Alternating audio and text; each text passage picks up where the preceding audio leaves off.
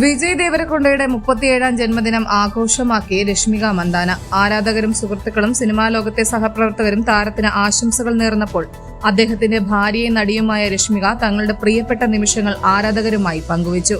Social മീഡിയയിലൂടെ വിജയ് ദേവരകൊണ്ടയ്ക്ക് ഹൃദയസ്പർശിയായ ഒരു കുറിപ്പും രശ്മിക ചിത്രങ്ങളോടൊപ്പം ചേർത്തു. ഇന്ന് എന്റെ പ്രിയപ്പെട്ടവന്റെ ജന്മദിനമാണ്. ഞങ്ങളുടെ ഇന്നത്തെ ദിവസം എങ്ങനെയായിരുന്നു എന്ന് നോക്കാം. പക്ഷേ എല്ലാം റിവേഴ്സ് ഓർഡറിൽ പറയണം. ഇപ്പോൾ ഞങ്ങൾ ഞങ്ങളുടെ ഒരു സുഹൃത്തിന്റെ വീട്ടിലേക്ക് ആഘോഷത്തിനായി പോവുകയാണ്. അതിന് തൊട്ടു മുൻപ് ഞങ്ങൾ ജിമ്മിൽ പോയി വർക്കൗട്ട് ചെയ്തു. വിജയ് ഒരു മീറ്റിംഗിനായി പോയ സമയത്ത് ഞാൻ കുറച്ച് കാർഡിയോ വ്യായാമങ്ങൾ ചെയ്തു. അതിനു മുൻപ് വിജയ്ക്ക് സ്നേഹം അറിയിക്കാൻ വീട്ടിലേക്ക് എത്തിയ ഞങ്ങളുടെ പ്രിയപ്പെട്ട ആരാധകരെ കണ്ടിരുന്നു. എനിക്കും അവരിൽ നിന്ന് ഒരുപാട് സ്നേഹം കിട്ടി. പപ്പാലുവിനും പപ്പയ്ക്കും ഷിമ്മുവിനും ഒപ്പം ഗുഡ് മോർണിംഗ് പറഞ്ഞായിരുന്നു തുടക്കം.